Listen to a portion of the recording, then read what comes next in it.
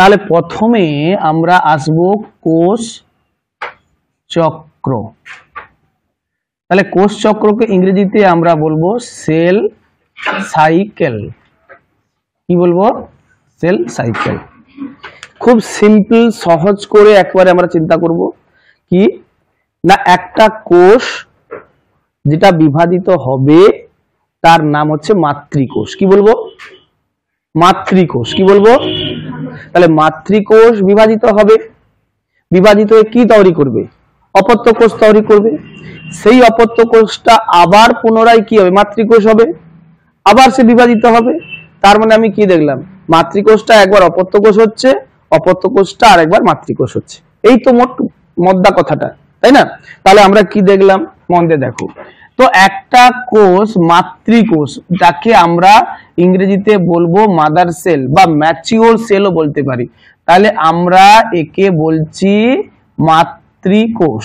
কি বলছি? মাতৃকোষ, বা আমরা বলতে পারি পরিণত কোষ। কি বলবো? মাতৃকোষ বা পরিণত কোষ। ঠিক আছে? তাহলে এই মাতৃকোষটা এবারে কি হবে না, বিভাজিত হয়ে অপত্য কোষ তৈরি করবে। কি তৈরি করবে? অপত্য কোষ। কি তৈরি করবে? অপত্য কোষ। ঠিক আছে? এই অপত্য কোষটা পুনরায় আবার মাতৃকোষে রূপান্তরিত হবে এবং এইভাবে আবার সে বিভাজিত হবে। না বোঝা গেল না?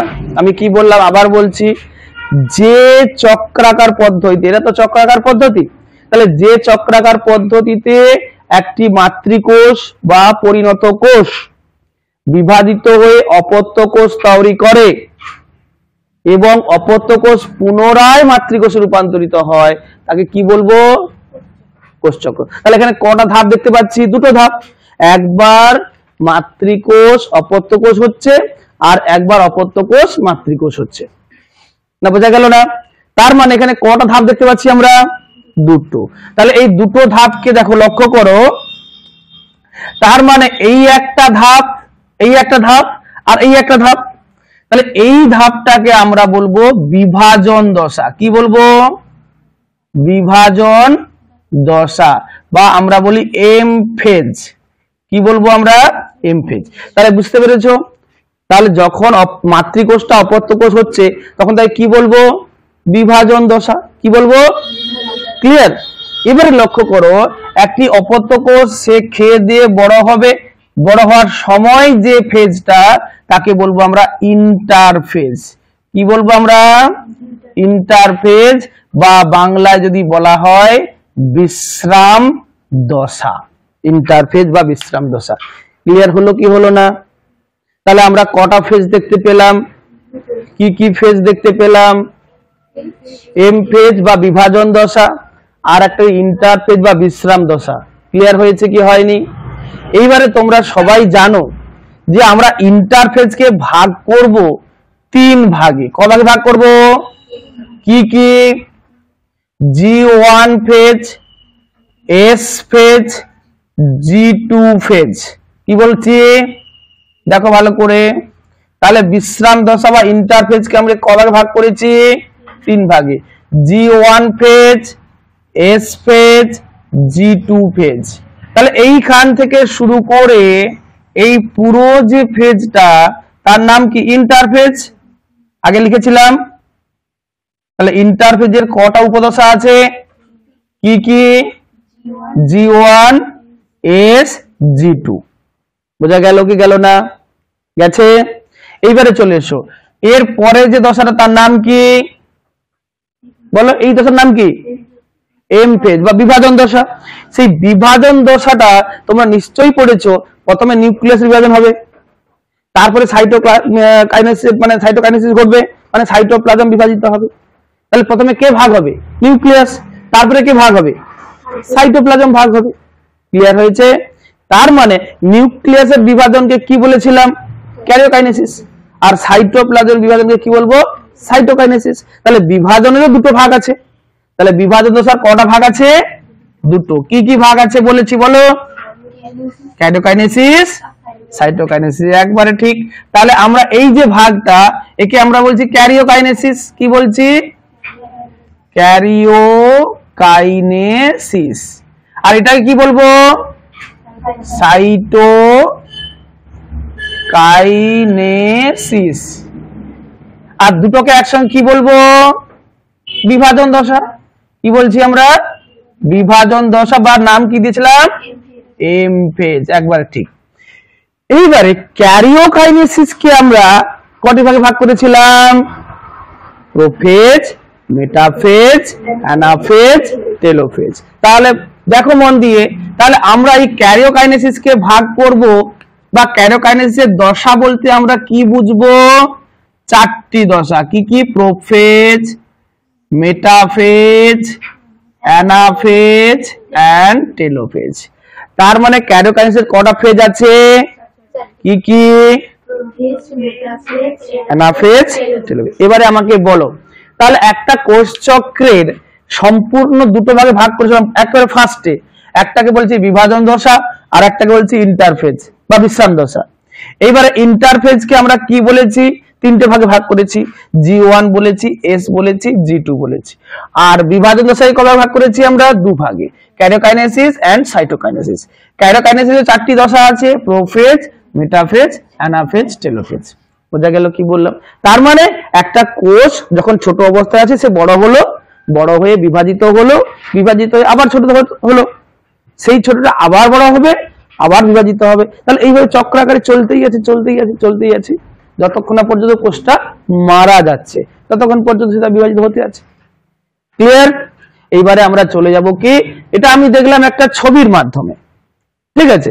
এটাকে আমরা একটা রেখাচিত্রের মাধ্যমে বা একটা ছকের মাধ্যমে কিভাবে দেখবো, তোমরা নিজেরা বলবে আমাকে এবারে। তাহলে বলো, কোষ চক্রের কটা ফেজ আছে বলো আমাকে, নিজেরা বলে এবারে। কি কি ফেজ আছে? একটাকে বলছি এম ফেজ বা বিভাজন দশা, বিভাজন দশা। আরটা কি বলেছি? ইন্টারফেজ বা বিশ্রাম দশা। বলো, এই যে ইন্টারফেজ আমরা প্রথমে যদি ধরি, ইন্টারফেজের কটা ভাগ আছে? কি কি আছে? G1, S, G2, right. এবারে এম ফেজের কটা ভাগ আছে? কি কি আছে? ক্যারিওকাইনেসিস। ক্যারিওকাইনেসিস মানে কি? নিউক্লিয়াসের বিভাজন। আর একটা কি বলবো? সাইটোকাইনেসিস। কার বিভাজন? সাইটোপ্লাজমের বিভাজন। ক্যারিওকাইনেসিসের আবার কটা ধাপ আছে? কি কি ধাপ আছে? Prophase, metaphase, anaphase, telophase. বুঝতে পেরেছো? এই মোটামুটি আমাদের একটা ধাপ দেখে নিলাম। এখন প্রশ্ন হচ্ছে, মন দিয়ে শোনো, যে আমরা এই যে ইন্টারফেজ বলছি বা এমফেজ বলছি, এটা হতে কত সময় লাগে? আমাদের একটা সেল যদি সে সম্পূর্ণ কোষ চক্র মানে সম্পন্ন করে, কত সময় লাগতে পারে? 24 ঘন্টা। আমি লিখে দিয়েছি। কিন্তু এটা ইস্ট সেল, মানে ইস্ট ইউক্যারিওটিক কোষ, কিন্তু তার একটা কোষ চক্র সম্পন্ন হতে কত সময় লাগে বলেছিলাম? 90 মিনিট, মানে 1.5 ঘন্টা। কিন্তু তার তুলনায় তুমি একটা ব্যাকটেরিয়ার কত বলেছিলাম? মাত্র 20 থেকে 30 মিনিট, আধা ঘন্টারও কম সময়ে সে কিন্তু একটা কোষ চক্র সম্পন্ন করে ফেলছে। তাহলে কে দ্রুত বলো আমাকে? ব্যাকটেরিয়া। তাহলে ব্যাকটেরিয়া খুব দ্রুত বংশ বিস্তার করতে পারে, কিন্তু আমাদের সেল সেই তুলনায় কিন্তু পারে না, কারণ আমাদের অনেকটা জটিল। কেন পারে না? না, ওদের কোষ বিভাজন হচ্ছে অ্যামাইটোসিস পদ্ধতিতে হয়, আর আমাদেরটা হচ্ছে মাইটোসিস বা মিওসিস পদ্ধতিতে হয়। মিওসিস হতে গেলে অনেক সময় লাগে, মিওসিস হতে গেলে অনেক সময় লাগবে। এমনকি আমি তোমাদের পড়াবো 12-এ উঠে, যে একটা মিওসিস সেল ডিভিশন হতে হতে থমকে গেল, ও থমকে যাবে, দীর্ঘদিন থমকে থাকতে পারে, এমনকি 12 বছর পর্যন্ত থমকে থাকতে পারে, তারপরে আবার শুরু হতে পারে। পরে আসবো সেটা। তার মানে আমরা এটা কমপ্লিট করে নিলাম, আমাদের কোষ চক্র মোটামুটি জানা হলো। এইবারে বলবো আমরা কি হয়, কোষ চক্রে কি হয়, কোন সময়ে কি ঘটনা ঘটে। দেখো, যদি আমি বলি G1 এ কি হবে তোমরা বলো, G1 এ আমি লিখে দিয়েছি, দাগও দিয়েছি, G1 এ কি হবে? RNA তৈরি হবে, প্রোটিন তৈরি হবে এবং উৎসেচক তৈরি হবে। কি কি তৈরি বললাম? তিনটে জিনিস, RNA, প্রোটিন এবং উৎসেচক। ক্লিয়ার? কমপ্লিট। এবারে চলে আসি আমরা এস দশায় কি হবে? ডিএনএ দ্বিগুণ হবে, মানে ডিএনএ সংশ্লেষ হবে, মানে এখানে রেপ্লিকেশন ঘটবে। ডিএনএ সংশ্লেষকে ইংরেজিতে কি বলবো? রেপ্লিকেশন। রেপ্লিকেশন ঘটবে। আচ্ছা, এইখানে মন দিয়ে শোনো, আমাদের কোষ ডিপ্লয়েড মানে 2n, মানে এখানে বুঝতে হবে তোমাকে ডিএনএ এর পরিমাণ আছে দ্বিগুণ পরিমাণে আছে, মানে 2c। কত পরিমাণ আছে? তাহলে ডিএনএ এর পরিমাণকে কি দিয়ে চিহ্নিত করছি? সি দিয়ে। তাহলে আমাদের কোষের ডিএনএ এর পরিমাণ কত? 2c। এবং এস দশা যদি ডবল হয় তাহলে কত সি হবে? এই তো বুঝে গেছো। তাহলে আমাদের হয়ে গেল 4c। তাহলে তোমাকে যদি বলে কোন দশাতে 2c ডিএনএ 4c ডিএনএ তে পরিণত হয়, কি লিখবে? এস দশায়। কখন রেপ্লিকেশন ঘটে? এস দশায়। মানে ডিএনএ সংশ্লেষকে ইংরেজিতে কি বলবো? রেপ্লিকেশন। ক্লিয়ার হয়েছে কি হয়নি বলো ভালো করে? ডিএনএ সংশ্লেষকে কি বলবো ইংরেজিতে? রেপ্লিকেশন। তাহলে রেপ্লিকেশন কখন হয়? এস দশাতে। ডিএনএ দ্বিগুণ কখন হয়? ক্লিয়ার? এইবারে চলে এসো G2 দশাতে কি হবে? না, G2 দশাতে কিছু প্রোটিন তৈরি হবে। কি তৈরি হবে? কিছু প্রোটিন তৈরি হবে, যেগুলো বাকি থেকে গেছে যে প্রোটিনগুলো, সেই প্রোটিনগুলো কখন তৈরি হবে? G2 দশাতে। ক্লিয়ার হয়েছে কি হয়নি আমাকে বলো? হয়েছে। তার মানে আমরা ইন্টারফেস সম্বন্ধে জানতে পারলাম। এইবারে চলে আসবো কি ক্যারিওকাইনেসিস, মানে নিউক্লিয়াসটা বিভাজিত হবে, মানে একটা নিউক্লিয়াস থেকে দুটো নিউক্লিয়াস হবে। কি করে হবে স্টেপ বাই স্টেপ আলোচনা করব। প্রোফেজে কি হয়, মেটাফেজে কি হয়, অ্যানাফেজে কি হয়, টেলোফেজে কি হয়, আমরা কোষ বিভাজনেতে যাব। ঠিক আছে? এবারে চলে এসো সাইটোকাইনেসিস। তোমরা বলো উদ্ভিদের সাইটোকাইনেসিস কিভাবে হবে? বলো উদ্ভিদের সাইটোকাইনেসিস কিভাবে হবে? আরে কোষপাত গঠন হবে। কি গঠন হবে? কোষপাত গঠন হবে। আর প্রাণী কোষের সাইটোকাইনেসিস কিভাবে হবে? ক্লিভেজ তৈরি হবে। মানে কি লক্ষ্য করো, যদি একটা উদ্ভিদ কোষ হয়, ভালো করে দেখো ক্লাস 10 এ পড়েছো, যদি উদ্ভিদ কোষ হয় দুটো নিউক্লিয়াস যদি হয়ে যায়, মাঝখানে একটা পাত তৈরি হবে। কি তৈরি হবে? মাঝখানে একটা পাত তৈরি হবে। এই পাতটার নাম কি? কোষপাত। পাতটার নাম কি? কোষপাত। আর যদি প্রাণী কোষ হয়, দুটো যদি নিউক্লিয়াস তৈরি হয়ে যায়, তাহলে দেখবে সাইড বাই সাইড খাঁজ তৈরি হয়েছে। কি তৈরি হয়েছে? এই খাঁজটার নাম কি? ক্লিভেজ খাঁজ তৈরি হয়েছে। বোঝানো গেল? তাহলে সাইটোকাইনেসিস কি বুঝতে পারলে? ক্লিয়ার? তুমি এবারে বলো আমাকে, কোন একটা কোষ চক্রে শুধুমাত্র নিউক্লিয়াস বিভাজিত হচ্ছে, মানে ক্যারিওকাইনেসিস হচ্ছে, সাইটোকাইনেসিস হচ্ছে না, তাহলে কি হবে? তাহলে কি হবে বলো? একটা কোষের মধ্যে আমি কি বলছি, ক্যারিওকাইনেসিস হচ্ছে কিন্তু সাইটোকাইনেসিস হচ্ছে না, মানে কোষের মধ্যে নিউক্লিয়াস বাড়বে, একটা জায়গায় দুটো হবে, দুটো জায়গায় চারটে হবে না। বোঝাতে পারলাম? তাহলে কোষের নিউক্লিয়াসের সংখ্যা বাড়বে। যদি উদ্ভিদ কোষে হয় এরকম, তাহলে তাকে বলবো কি? সিনোসাইট। কি বলবো? আর যদি প্রাণী কোষ হয়, সিনসিটিয়াম। ক্লাস 10 ছিল এগুলো। কি বলছিলাম? সিনসিটিয়াম প্রাণী কোষের ক্ষেত্রে। আর উদ্ভিদ কোষের ক্ষেত্রে কি বলবো? সিনোসাইট। মাথায় ঢুকিয়ে নাও এগুলোকে। ক্লিয়ার? এইবারে আমরা চলে যাব কোথায়? মন দিয়ে শোনো, যে এই কোষ চক্র তো আমি পড়লাম, কোষ চক্র, এখানে কি কোনো নিয়ন্ত্রণ ব্যবস্থা নেই? অবশ্যই। কোষের মধ্যে যা কিছু ঘটবে, যত সমস্ত কিছু ঘটবে, সব ঘটাকে কিন্তু সব যে ঘটনা মানে পরপর যে ঘটছে, সবগুলোর একটা রেগুলেশন সিস্টেম বা নিয়ন্ত্রণ ব্যবস্থা রয়েছে। যেমন আমি সাইকেল চালাচ্ছি, ধরো মোটরসাইকেল চালাচ্ছি কি সাইকেল চালাচ্ছি, তাহলে সাইকেল চালালে আমি শুধু রেস করে চালালে তো হবে না, ব্রেকটাও তো রাখতে হবে। তাহলে ব্রেকটা হচ্ছে নিয়ন্ত্রক, নিয়ন্ত্রণ সিস্টেম। আমি ব্রেকটা মারলে সাইকেলে দাঁড়াবে, ধীর হবে, তাই না? আর আমি যদি দেখি আমার ব্রেক নেই, যেখানে সেখানে ধাক্কা মারবো, অ্যাক্সিডেন্ট হবে, তাই না? হবে তো? আবার যদি দেখা যায় শুধু ব্রেকটাই আছে, প্যাডেল নেই বা ইঞ্জিন নেই, তাহলে কি হবে? গাড়ি যাবে? তাহলে দুটোকেই দরকার, তাই না?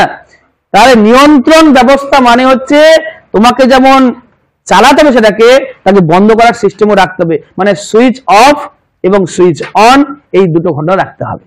ঠিক একইভাবে একটা ইন্টারফেস যখন হচ্ছে বা একটা যখন এমপেজ হচ্ছে, এইখানে তিনটে চেক পয়েন্ট আছে, চেক করার জায়গা আছে। আমরা বলি না যে রাস্তায় চেক পয়েন্ট আছে, সেখানে চেক করে গাড়িতে কোনো মাল যাচ্ছে কিনা, অবৈধ জিনিস যাচ্ছে কিনা। তাহলে সেই জন্য আমাদের কোষ চক্রেও চেক পয়েন্ট আছে, যেখানে চেক করবে কোষগুলো ঠিক মতো ভাবে বিভাজিত হচ্ছে কি না। বোঝা গেল? কি কি চেক পয়েন্ট থাকবে দেখো, এই যে G1 চেক পয়েন্ট, কি check point? G2 check point, আর এই যে M চেক পয়েন্ট। দেখো মেটাফেজের সাথে M চেক পয়েন্ট, তাহলে কটি চেক পয়েন্ট থাকলো? কি কি চেক পয়েন্ট বলো? G1 check point, G2 check point আর M চেক পয়েন্ট। তাহলে বলো কোষ চক্রে কটি চেক পয়েন্ট থাকে? কি কি থাকে? G1, G2, M check point. এবারে প্রশ্ন হচ্ছে এরা কি করে? চেক করে। চেক করে কি বলবে? চেক করে যদি বলে হ্যাঁ স্যাটিসফাইড, ঠিক আছে, কোনো অসুবিধা নাই, সমস্ত কিছু ওকে, তাহলে পরটাই যাও নাকি? তার মানে দেখো লক্ষ্য করে, যদি G1 চেক পয়েন্ট সব ঠিক থাকে তাহলে কোষটা S দশায় যাবে, S দশায় যাওয়ার পরে সে G2 দশায় যাবে। G2 চেক পয়েন্ট যদি বলে হ্যাঁ এভরিথিং ইজ ওকে, তখন সে প্রোফেজ দশায় ঢুকবে। কোথায় ঢুকবে? তারপরে মেটাফেজ ঢুকবে। মেটাফেজ যদি বলে হ্যাঁ সব ওকে আছে, তাহলে সে অ্যানাফেজে যাবে, টেলোফেজে যাবে এবং সাইটোকাইনেসিস হবে। বুঝতে পারলে? তার মানে আমাকে বুঝতে হবে আমাদের চেক পয়েন্ট আছে কটা কোষ চক্রে? তিনটে। G1 check point, G2 check point এবং M চেক পয়েন্ট। মনে থাকবে? এইবারে চলে আসবো আমরা, ভালো করে মনে শুনো, এই যে চেক পয়েন্টে কে চেক করে, কিভাবে চেক করে? ওখানে তো কোনো লোক বসে নেই, কিরে কোথাও ওখানে কি লোক বসে আছে? যেমন রাস্তার মাঝখানে একটা লোক পুলিশ বসে আছে, সে চেক করছে। তাহলে ওখানে পুলিশের ভূমিকা পালন করছে একটা প্রোটিন আর একটা উৎসেচক। কি বললাম? একটা প্রোটিন আর একটা উৎসেচক। কোন প্রোটিন? প্রোটিনটার নাম হচ্ছে সাইক্লিন। কি বললাম? আর উৎসেচকটার নাম হচ্ছে সাইক্লিন ডিপেন্ডেন্ট কাইনেজ বা CDK। তাহলে বলো এই G1 এ বা G2 তে বা M এ কে কোন প্রোটিন এখানে চেক করছে? বলো আমার সঙ্গে বলো, সাইক্লিন। কে সাহায্য করছে? তার সঙ্গে কোন উৎসেচক সাহায্য করবে? সাইক্লিন। সাইক্লিন ডিপেন্ডেন্ট কাইনেজ, তাকে আমরা সংক্ষেপে কি বলেছিলাম? CDK। কি বলেছিলাম? তাহলে সাইক্লিন ডিপেন্ডেন্ট কাইনেজ, মনে থাকবে? কি বললাম? Cyclin dependent kinase. তাহলে কোন প্রোটিন সাহায্য করলো বলো আমাকে? সাইক্লিন। কোন উৎসেচক সাহায্য করলো বলো? Cyclin dependent kinase. ক্লিয়ার হচ্ছে কি হয়নি? হয়ে গেছে? তাহলে আমরা মোটামুটি কোষ চক্র সম্বন্ধে একটা যে ওভারভিউ দিলাম, এইগুলো থাকলেই তোমরা কিন্তু এমসিকিউ পারবে। ঠিক আছে? এবারে আমরা কোথায় চলে যাব? কোষ চক্র তো গেলাম, ক্রোমোজোম সম্বন্ধে আমি একটা জাস্ট ছোট্ট একটা আইডিয়া দিয়ে দেবো। ক্রোমোজোম তোমরা ক্লাস 10 এ পড়েছো, আমি ডিটেলসে যাচ্ছি না, একবারে ক্রোমোজোম সম্বন্ধে একটা আমি ছোট্ট একটা আইডিয়া দিয়ে দিচ্ছি। দেখো বলতো ক্রোমোজোম কখন গঠিত হবে এবং কোন কোষে গঠিত হবে? একবারে মন দিয়ে শোনো, ক্রোমোজোম খুব মন দিয়ে শোনো। দেখো ক্রোমোজোম কোথায় গঠিত হবে? ভালো করে শোনো, ইউক্যারিওটিক কোষে। ইউক্যারিওটিক কোষে ক্রোমোজোম তৈরি হবে। কখন তৈরি হবে? না কোষ বিভাজনের সময়। কখন তৈরি হবে? কোষ বিভাজনের সময়। তার মানে আমাকে দেখতে হবে যে ক্রোমোজোম তৈরি হচ্ছে ইউক্যারিওটিক কোষেই তৈরি হবে। কখন তৈরি হবে? কোষ বিভাজনের সময়। এবার তুমি প্রশ্ন করবে স্যার কেন প্রোক্যারিওটিকে হয় না কেন? ক্লাস 10এই আমি বলে থাকি, কারণ ইউক্যারিওটিক কোষের ক্ষেত্রে হিস্টোন প্রোটিন থাকে, কিন্তু প্রোক্যারিওটিক কোষের ক্ষেত্রে কোনো হিস্টোন প্রোটিন থাকে না। তাহলে কোন প্রোটিন বললাম? হিস্টোন প্রোটিন কোথায় থাকে? ফলে কি হয়? ক্রোমোজোম তৈরি হয়। আর প্রোক্যারিওটিক কোষে কি থাকে না, ফলে কি হয় না? ক্লিয়ার হয়ে গেল কি হয়নি? হয়েছে? এবারে চলে এসো, একটা ক্রোমোজোমের লক্ষ্য করো, এই যে ক্রোমোজোমটা আমি আঁকছি, এই ক্রোমোজোমের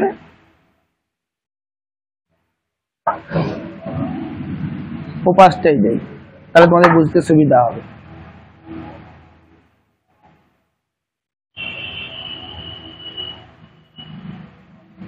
এই একটা ক্রোমোজোম আমি এঁকেছি, ভালো করে দেখো। এই ক্রোমোজোমটার এই অংশটার নাম কি? এই অংশটার দুটো নাম আছে, একটাকে বলা হচ্ছে মুখ্য খাঁজ। কি বলেছি? তাহলে এটা কি গৌণ খাঁজ? ভালো করে দেখো, গৌণ খাঁজ। তাহলে এটা কি খাঁজ? মুখ্য। এটা কি? এই মুখ্য খাঁজের যে গোলাকার কালো অংশটা আছে এর নাম কি? সেন্ট্রোমিয়ার। আর এইখানটাতে একটা অংশ থাকে যার নাম কি জানো? জানা উচিত ছিল, জানো বটে, NOR, nucleolar organiser region. Clear হয়েছে কি হয়নি? নিউক্লিওলার অর্গানাইজার রিজিয়ন ক্লিয়ার হয়েছে। এইবারে চলে আসবো, এই নর থেকে কি তৈরি হয় না? নিউক্লিওলাস। কি তৈরি হয়? প্লাস RNA তৈরি হয়। কি তৈরি হয়? নিউক্লিওলাস। আর কি তৈরি হয়? RNA তৈরি হয়। ক্লিয়ার হলো? নিউক্লিওলাস আর কি তৈরি হলো? ক্লিয়ার। এইবারে চলে এসো, এই যে গৌণ খাঁজের পরে যে অংশটা এর নাম কি? স্যাটেলাইট। কি বলছি? স্যাটেলাইট ক্রোমোজোম, বা একে সংক্ষেপে স্যাট ক্রোমোজোমও বলে। কি বলে? স্যাট ক্রোমোজোম। এই দুটোকে কি বলবো না? বাহু। ক্রোমোজোমের কি বলবো? বাহু। আর এই অংশটাকে, প্রান্তকে কি বলবো বলো? টেলোমিয়ার। কি বলবো? টেলোমিয়ার। টেলোমিয়ারে কোন উৎসেচক থাকে? টেলোমিয়ারে কোন উৎসেচক থাকবে? টেলোমারেজ। কে থাকবে? তাহলে কোন উৎসেচক থাকে বললাম? টেলোমারেজ। তাহলে বলো আমাকে, একটা ক্রোমোজোম সম্বন্ধে ছবি এঁকেছি, ক্রোমোজোমের মাঝখানে খাঁজকে কি বলছি?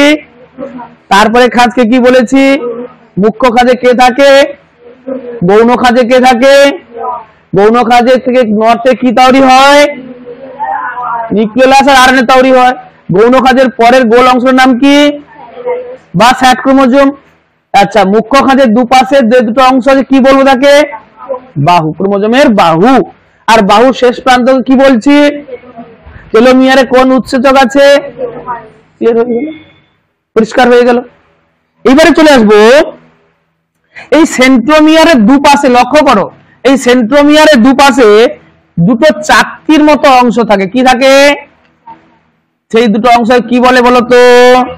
কাইনেটেকর বলে। রাইট, কাইনেটেকর। ক্লিয়ার হয়ে গেছে? আচ্ছা, এবারে বল, যদি কোনো ক্রোমোজোমের সেন্ট্রোমিয়ারটা ঠিক মাঝখানে থাকে তাকে কি বলবো আমরা? মেটাসেন্ট্রিক। কি বলবো? মনে আছে তো? মেটাসেন্ট্রিক ক্রোমোজোম দেখতে কেমন? ভির মতো। যদি ক্রোমোজোমের সেন্ট্রোমিয়ারটা মাঝখান থেকে একটু ধারের দিকে থাকে, মানে মাঝখানে নেই, মাঝখান থেকে কাছাকাছি আছে, তখন তাকে বলবো সাব মেটাসেন্ট্রিক। তাকে কেমন লাগবে? এল। যদি ক্রোমোজোমের সেন্ট্রোমিয়ারটা ধারের দিকে থাকে তখন তাকে কি বলবো? তখন তাকে কি বলবো? অ্যাক্রোসেন্ট্রিক। কি বলবো তাকে? অ্যাক্রোসেন্ট্রিক। কেমন দেখতে লাগবে? জের মতো লাগবে। আর কোন ক্রোমোজোমের যদি সেন্ট্রোমিয়ার একেবারে ধারে থাকে তখন তাকে কি বলবো? টেলোসেন্ট্রিক। তাই তো? কেমন লাগবে? আইর মতো লাগবে। তাহলে মেটাসেন্ট্রিক, সাবমেটাসেন্ট্রিক, অ্যাক্রোসেন্ট্রিক এবং টেলোসেন্ট্রিক। ক্লিয়ার হয়েছে কি হয়নি আমাকে বলো? হয়েছে? আচ্ছা বল, এছাড়াও ক্রোমোজোমের কাজ অনুযায়ী দুই প্রকার ছিল না, অটোজোম আর অ্যালোজোম। তোমার লিঙ্গ নির্ধারণ করেছে কে? অ্যালোজোম। এক্স এবং ওয়াই, মহিলাদের ক্ষেত্রে এক্স এবং এক্স, পুরুষের ক্ষেত্রে এক্স এবং ওয়াই। ক্লিয়ার হয়েছে? আর লিঙ্গ নির্ধারণ ছাড়া আর যে বৈশিষ্ট্যগুলো তোমার নির্ধারিত হচ্ছে তারা কারা করবে? অটোজোম। আমাদের অটোজোম কটা জানো? 44 খানা অটোজোম, মানে 22 জোড়া, আর দুটো রয়েছে অ্যালোজোম, মহিলাদের ক্ষেত্রে এক্স এবং এক্স, পুরুষের ক্ষেত্রে এক্স এবং ওয়াই। এবারে একটা কথা বলো, তাহলে অটোজোম মানে দেহের বৈশিষ্ট্য, মানে আমার হাইট কত হবে, আমার গায়ের রং কেমন হবে, আমার হচ্ছে চুল কেমন হবে, অর্থাৎ কোঁকড়ানো হবে না স্ট্রেট হবে, কালো হবে না খয়েরি হবে, চোখের মনি কেমন হবে, এই এভরিথিং ক্যারেক্টার, এই ক্যারেক্টার গুলো কে নির্ধারণ করবে? অটোজোম। কে নির্ধারণ করবে? শুধু অ্যালোজোম নির্ধারণ করবে কি সে ছেলে হবে না মেয়ে হবে। ক্লিয়ার? ওকে, তাহলে আমরা মোটামুটি একটা আইডিয়া নিয়ে নিলাম ক্রোমোজোম সম্বন্ধে, কোষ চক্র সম্বন্ধে। এবারে মাইটোসিস সম্বন্ধে জাস্ট আমি দু লাইন বলে দেবো। মাইটোসিস তুমি পড়ে এসছো, আমাকে বলবে মাইটোসিসে কি কি হয়। মাইটোসিস কোষ বিভাজন। তার আগে বলি কোষ বিভাজন 3 রকমের হয়। কত রকমের? কি কি? অ্যামাইটোসিস, মাইটোসিস এন্ড মিয়োসিস, তাই না? তার মানে তুমি লক্ষ্য করো কোষ বিভাজন ক রকমের হয়, তোমাকে যদি বলে তুমি কি বলবে? আরে তার আগে বলো কোষ বিভাজন কাকে বলে? বলো কোষ বিভাজন কাকে বলে? আরে খুব সহজ, যে প্রক্রিয়ায় একটি মাতৃকোষ বিভাজিত হয়ে অপত্য কোষ তৈরি করে তাকেই আমরা কি বলবো? বিভাজন বা এমফেজ। বিভাজন তো বলছিলাম না? তাহলে বলো, আমাকে বলো যে কোষ বিভাজন কাকে বলে? এটাকে কি বলছি? মাতৃকোষ। মাতৃকোষ বিভাজিত হয়ে কি তৈরি করছে? অপত্য কোষ তৈরি করছে। তাহলে যে পদ্ধতিতে মাতৃকোষ বিভাজিত হয়ে অপত্য কোষ তৈরি করে তাকে আমরা কি বলবো? কোষ বিভাজন। কি বলবো? ক্লিয়ার হয়েছে কি হয়নি? ঠিক আছে, কোষ বিভাজন কত প্রকার হবে? 3 প্রকার হবে। কি কি বলেছি বলো? তাহলে বলো কোষ বিভাজন কত প্রকার? 1 নম্বরে বলেছি আমি কি? অ্যামাইটোসিস। কি বলেছি? অ্যামাইটোসিস। 2 নম্বরে কি বলবো? মাইটোসিস। 3 নম্বরে কি বলবো? মিয়োসিস। ক্লিয়ার হয়েছে? এইবারে লক্ষ্য করো অ্যামাইটোসিসকে আমরা কি বলি? প্রত্যক্ষ। কি বলছি? প্রত্যক্ষ কি? কোষ বিভাজন। আর মাইটোসিস মিয়োসিসকে কি বলবো? পরোক্ষ কোষ বিভাজন। এবার আমাকে বলো কেন বলা হবে এটা?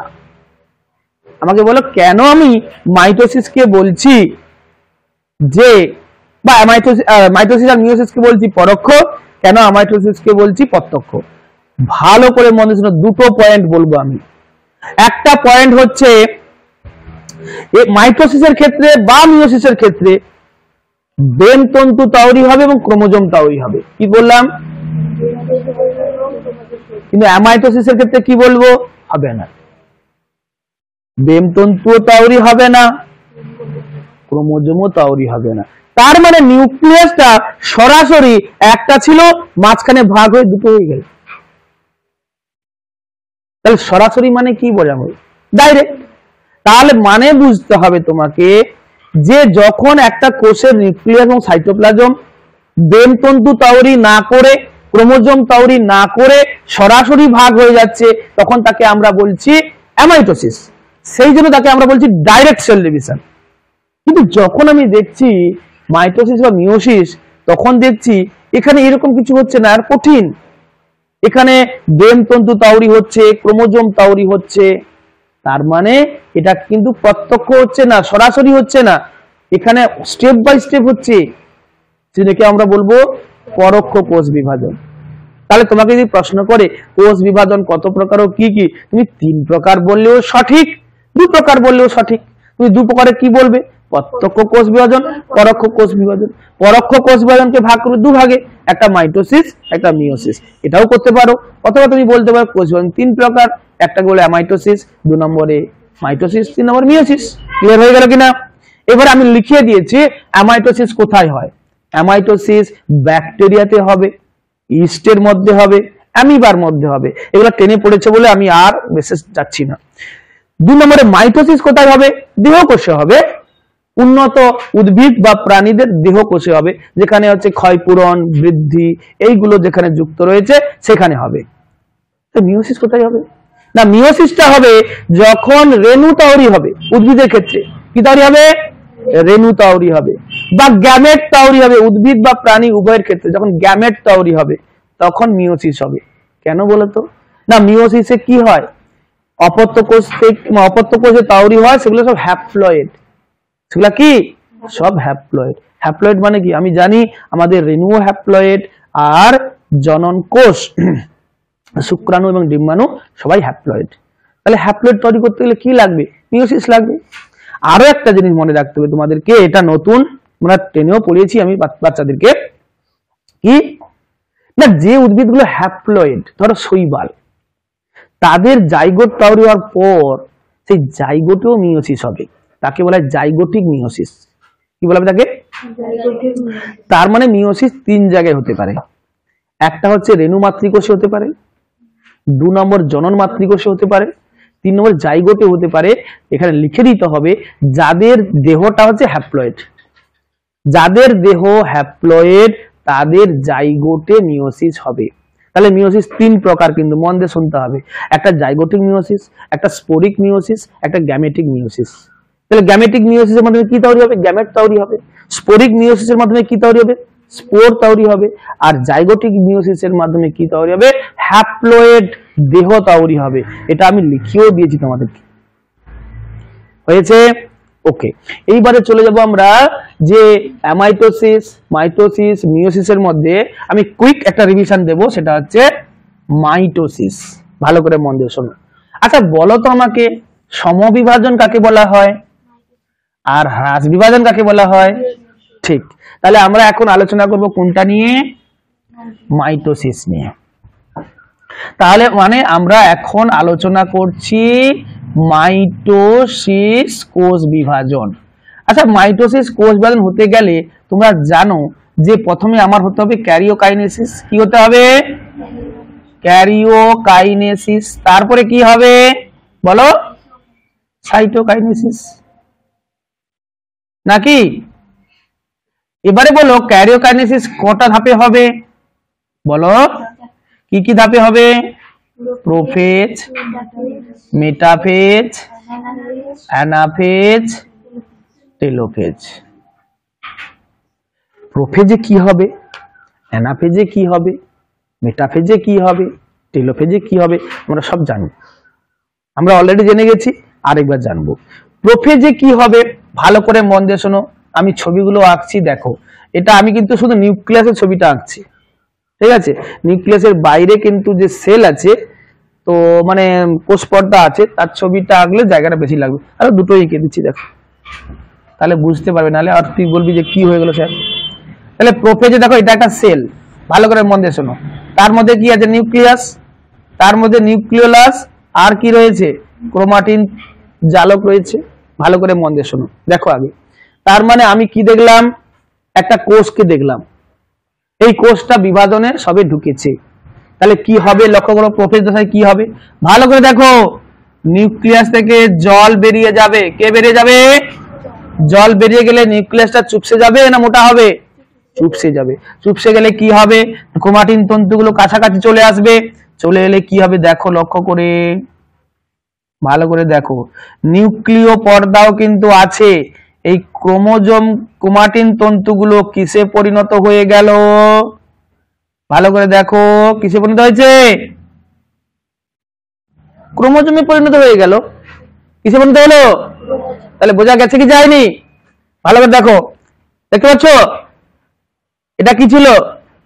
ক্রোমাটিন তন্তু। এটা কি হয়েছে? হয়েছে কি হয়নি? হয়েছে তো? আচ্ছা, এবারে শোনো, 3 নম্বর স্টেপে কি হবে? ভালো করে দেখো 3 নম্বর স্টেপে নিউক্লিয় পর্দা আস্তে আস্তে অবলুপ্ত হচ্ছে, নিউক্লিয়াসটা অবলুপ্ত হওয়া শুরু হয়েছে। দেখতে পাচ্ছ? তাহলে বলো পয়েন্টগুলো আমাকে বলো। প্রথম পয়েন্ট কি আছে আমাকে বলো। নিউক্লিয়াস থেকে কি বেরিয়ে যাচ্ছে? ক্রোমাটিন তন্তু কিসে রূপান্তরিত হয়েছে? ক্রোমোজোমে। আচ্ছা, নিউক্লিয় পর্দা নিউক্লিয়াস কি হয়েছে? অবলুপ্ত হওয়া কি হচ্ছে? শুরু হয়েছে। অবলুপ্ত হয়ে গেছে কি? শুরু হয়েছে। ক্লিয়ার? এবারে যদি প্রাণী কোষ হয়, প্রাণী কোষের এক্সট্রা কি রয়েছে বলতো? সেন্ট্রোজোম। সেই সেন্ট্রোজোম কোন দিকে যাবে? একটা সেন্ট্রোজোমের মধ্যে কটা সেন্ট্রিওল আছে? দুটো। সেই দুটো সেন্ট্রিওল দুই মেরুর দিকে আস্তে আস্তে গমন করা শুরু করবে। কাদের ক্ষেত্রে? প্রাণী কোষের ক্ষেত্রে। তার মানে আমি কি দেখব? আমার যেখানে রয়েছে দুটো সেন্ট্রিওল, সে এই মেরুর দিকে আসছে, এই সেন্ট্রিওলটা এই মেরুর দিকে আসছে। বোঝা গেল? তাহলে এই সেন্ট্রিওল কোন দিকে আসছে? এই মেরুর দিকে। আর এই সেন্ট্রিওল কোন দিকে যাবে? এই মেরুর দিকে যাবে। ক্লিয়ার হয়েছে? ওকে, তাহলে আমরা প্রোফেজ সম্বন্ধে একটা জানলাম, ধারণা হলো। তাহলে ক্রোমোজোম কোথায় তৈরি হলো বলতো? ক্রোমোজোম কখন তৈরি হলো? প্রোফেজ দশায়। নিউক্লিয় পর্দা নিউক্লিয়াসের অবলুপ্তি কখন শুরু হলো? প্রোফেজ দশায়। ক্লিয়ার হয়েছে কি হয়নি বলো? হয়েছে? মেটাফেজে চলে এসো। মেটাফেজে এসে তুমি কি দেখবে বলতো? মেটাফেজে এসে দেখবে নিউক্লিয় পর্দা নিউক্লিয়াস সম্পূর্ণ অবলুপ্ত হয়ে গেছে। তাহলে এইখানে প্রশ্ন দিবে তোমাকে, একটা কোষের নিউক্লিয় পর্দা নিউক্লিয়াস কখন সম্পূর্ণ অবলুপ্ত হয়? তুমি কি লিখবে? মেটাফেজ দশা। কি লিখবে? ক্লিয়ার হয়েছে? তাহলে মেটাফেজে বলো, এই যে নিউক্লিয় পর্দা নিউক্লিয় অবলুপ্ত হয়ে গেলে কে পড়ে আছে? ক্রোমোজোম। তার মানে এই ক্রোমোজোম গুলো পড়ে থাকবে কোথায়? ভালো করে দেখো, সজ্জিত হচ্ছে কোথায়? কোথায় সজ্জিত হচ্ছে? এই তো সব ভুলে গেছো। আরে সজ্জিত হচ্ছে বিষুব অঞ্চলে। কোথায় সজ্জিত হচ্ছে? সজ্জিত হয়ে কি তৈরি করেছে? মেটাফেজ প্লেট তৈরি করেছে। কি তৈরি করেছে? তার মানে বুঝতে পারছো, মেটাফেজ প্লেট তৈরি করেছে। কারণ কি? ক্রোমোজোম গুলো আস্তে আস্তে কোথায় সজ্জিত হয়েছে বললাম? কোষের বিষুব অঞ্চলে। তাহলে প্রথম পয়েন্টে আমি কি বলেছি বলো? নিউক্লিয় পর্দা নিউক্লিয়াস সম্পূর্ণ অবলুপ্ত হয়ে গেছে, ক্রোমোজোম গুলো বিষুব অঞ্চলে সজ্জিত হয়েছে। হয়েছে কি হয়নি বলো? হয়েছে তো। তারপরে প্রশ্ন হচ্ছে, প্রাণী কোষের ক্ষেত্রে দুটো সেন্ট্রিওল যে দুপাশে গেছিল, দুটো সেন্ট্রিওল দুপাশে গেছিল না, সেই দুটো সেন্ট্রিওল থেকে কি তৈরি হচ্ছে? বেম তন্তু তৈরি হচ্ছে। কি তৈরি হচ্ছে? বেম তন্তু তৈরি হচ্ছে। হয়ে কোথায় যুক্ত হচ্ছে বলো? বলো, ক্রোমোজোমের সেন্ট্রোমিয়ারের কাইনেটে করে যুক্ত হচ্ছে। কোথায় যুক্ত হচ্ছে? কাইনেটে করে। না বোঝা গেল না? আচ্ছা, এটা প্রাণী কোষের ক্ষেত্রে বললাম। উদ্ভিদ কোষের ক্ষেত্রে কোথা থেকে তৈরি হবে এই বেম তন্তুগুলো বলো? অনুনালিকা থেকে। কোথা থেকে? আবার বলছি, শোনো মন দিয়ে, তোমরা ভালো করে লক্ষ্য করো। প্রথম পয়েন্টে আমি বলেছি নিউক্লিয় পর্দা নিউক্লিয়াস অবলুপ্ত হয়ে গেছে। 2 নম্বরে বলেছি ক্রোমোজোম গুলো কোথায় সজ্জিত হয়েছে? বিষুব অঞ্চলে সজ্জিত হয়েছে। 3 নম্বরে বলেছি বেম তন্তু তৈরি হয়েছে। বেম তন্তু তৈরি হয়েছে। কোথা থেকে তৈরি হয়েছে? উদ্ভিদ কোষ হলে আমি কি বলছি? অনুনালিকা। আর প্রাণী কোষ হলে কোথায় বলছি? সেন্ট্রিওল। তৈরি হয়েছে।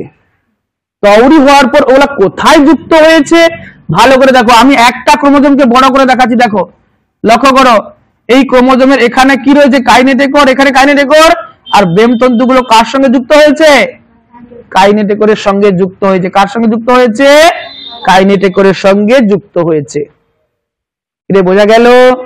তাহলে বেম তন্তুগুলো কোথায় যুক্ত হয়েছে? কাইনেটেকরের সঙ্গে যুক্ত হয়েছে। এর পরের স্টেপ কি আছে ভালো করে মন দিয়ে শুনো, এটা খুব ইম্পর্টেন্ট। এর পরের স্টেপ হচ্ছে প্রতিটা ক্রোমোজোম, ভালো করে মন দিয়ে দেখো, প্রতিটা ক্রোমোজোম সেন্ট্রোমিয়ার বাদে দুটো করে ক্রোমাটিডে ভাগ হয়েছে। কি রে, বোঝা যাচ্ছে? দেখা যাচ্ছে? দেখা যাচ্ছে? ভালো করে দেখো, দেখো ভালো করে। প্রতিটা ক্রোমোজোম এখানে কি ছিল, একটা করে ছিল, এখানে কি হয়েছে, দুটো করে ক্রোমাটিডে ভাগ হয়ে গেছে, হয়েছে কিনা, হয়েছে তো। কিন্তু কোন জায়গায় ভাগ হয়নি এখনো পর্যন্ত, সেন্ট্রোমিয়ার এখনো বিভক্ত হয়নি, কিন্তু দুটো ক্রোমাটিড ভাগ হয়ে গেছে। ক্লিয়ার, বোঝা গেছে তো। আবার বলছি, আমাকে পয়েন্টগুলো তোমরা নিজেরা বলো, পয়েন্টগুলো বলো। প্রথম পয়েন্টে কি বলেছিলাম, নিউক্লিয় পর্দা, নিউক্লিয় লাশ সম্পূর্ণ অবলুপ্ত হয়ে গেল। 2 নম্বরে কি বলেছি, ক্রোমোজোম গুলো কোথায় সজ্জিত হলো, বিষুব অঞ্চলে সজ্জিত হলো।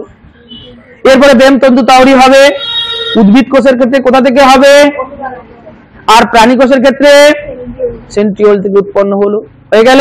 যে কোথায় যুক্ত হবে, কার কাইনেটে করে, ক্রোমোজোমের যে সেন্ট্রোমিয়ার আছে সেই সেন্ট্রোমিয়ারের কাইনেটে করে যুক্ত হয়েছে, হয়েছে কিনা। এরপরে কি হবে, লাস্ট পয়েন্টে কি হবে, প্রতিটা ক্রোমোজোম কি হবে, প্রতিটা ক্রোমোজোম কি হবে, দুটো করে ক্রোমাটিডে ভাগ হবে, কিন্তু কোথায় জুড়ে থাকবে তারা, সেন্ট্রোমিয়ারে জুড়ে থাকবে। তার মানে দেখো তো, এই ক্রোমোজোমটা ছিল এখানে, তাহলে এই অবস্থায় কি হচ্ছে লক্ষ্য করো, এই অবস্থায় প্রতিটা ক্রোমোজোম দুটো করে কিসে পরিণত হয়েছে, দেখো তো, দুটো করে ক্রোমাটিডে ভাগ হচ্ছে কিনা, লক্ষ্য করো। এইটা একটা ক্রোমাটিড, এটা ক্রোমাটিড, মানে এটা একটা পুরোটা একটা ক্রোমাটিড, আর এটা একটা পুরোটা একটা ক্রোমাটিড, ভাগ হয়েছে তো। এটা এরকম ছিল, এটা এরকম ভাগ হয়েছে, হয়েছে কি হয়নি, হয়েছে তো। তাহলে মনে থাকতে পারবে। এইবারে চলে এসো, মেটাফেজের পরে কোথায় আসবো, অ্যানাফেজ। দেখো মন দিয়ে শোনো, কোষ চক্রের সবচেয়ে ছোট দশা হচ্ছে অ্যানাফেজ। তাহলে তবে যদি প্রশ্ন করে সবচেয়ে কম সময় লাগবে কোন দশায়, অ্যানাফেজ দশাতে লাগবে। অ্যানাফেজে কি হবে লক্ষ্য করো, অ্যানাফেজ দশা লক্ষ্য করো কি হবে। এই যে অ্যানাফেজ দশাতে, আমি একটা ছবি আঁকছি আগে দেখো, এই অ্যানাফেজ দশাতে এই যে ব্যামতন্তুগুলো যুক্ত হয়েছে কোথায়, কাইনেটে করে। এবার দুজন দুপাশ থেকে টানা শুরু করেছে, এদিকেও টানা শুরু করেছে, এদিকেও টানা শুরু করেছে, কিন্তু জুড়ে ছিল কোথায়, শুধু সেন্ট্রোমিয়ারে জুড়ে ছিল। তাহলে ওইটা এবারে ছিঁড়ে যাবে, তাহলে সেন্ট্রোমিয়ারটা এবারে কি হবে, ভাগ হবে। ভাগ হলে কি হবে, দুটো অপত্য ক্রোমোজোম বা ক্রোমাটিড ভাগ হয়ে যাবে। দেখো লক্ষ্য করে, তার মানে তুমি যদি দেখো